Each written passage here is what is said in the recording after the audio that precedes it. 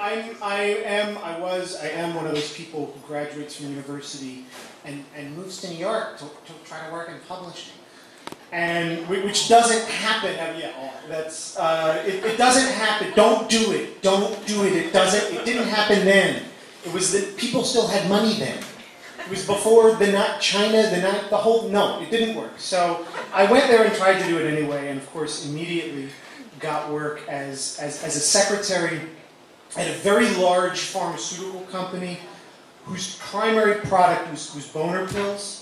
At the time, among a lot of other things, no freebies, none. And I was like, okay, this isn't with the books and shit. It's fine, it pays the bills.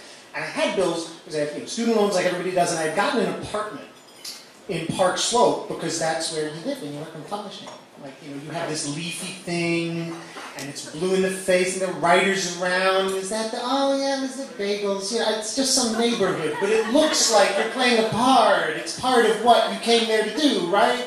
So you go there, and I'm in this building owned by these, 80-year-old Hungarian Nazis of some kind. The building was held together with, tacks that they had, re-straightened. They pulled out of other places, re-straightened. I learned how to shower with one hand because I had to keep my hand on the hot water to oscillate it away from scalding or then frigid. So it was not, but I was living the sort of vague simulacrum of the life I'd come there to lead. And I'm there and I'm working at this boner pill company. One of the interesting things about working in the drug world is that they test you for drugs. Everybody in this building peed in cups, except for the secretaries, because most of us were temps, and that's what I was. I wasn't technically employed by this company. I was employed by a temp agency, and so we had this arm's length thing, so we didn't have to, pee in anything. We didn't want to. And I'm celebrating the minimal good fortune I have, but I have this job that I don't particularly like, even though everyone there is nice, and they're like, you want to stay here for another few years, but just tell us if you're going to leave and go get a master's or do the kind of thing you people do. At the drop of a hat, stay or go, we'd like to have you, but whatever.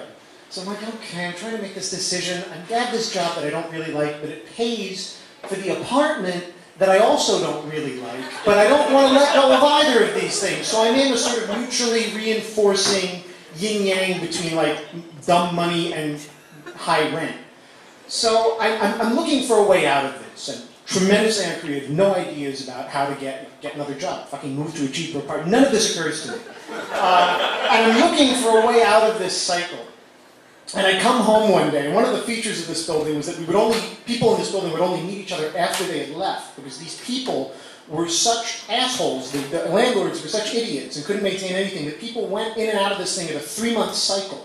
All the time. So you would meet them at parties months later, like, you lived on 7th Street? Oh my God, I lived there. Were you in the first? Oh, weird. Yeah, what was the straw that broke the camel's back? At what point did you walk into your apartment and find an 80-year-old man with no shirt on painting the windowsill with black paint, or something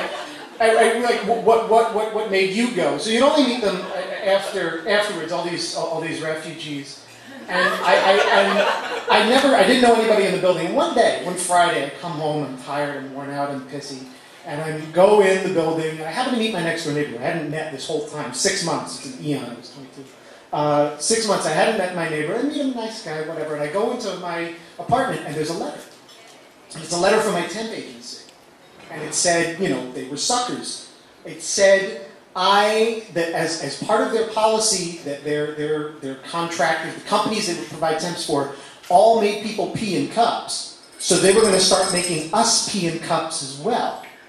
So I hadn't smoked anything. I hadn't done anything that would offend a cup you peed in for months and months and months. Could have passed it with flying colors, no problem. But it stung, this imposition on this concept that I might get high at a party, which I wasn't, because I wasn't going to parties, because, it's stupid. I didn't like it at all. And I'm sitting there going, what the fuck am I going to do? I have this piece of paper that says, if you're in it, sign. If not, get out.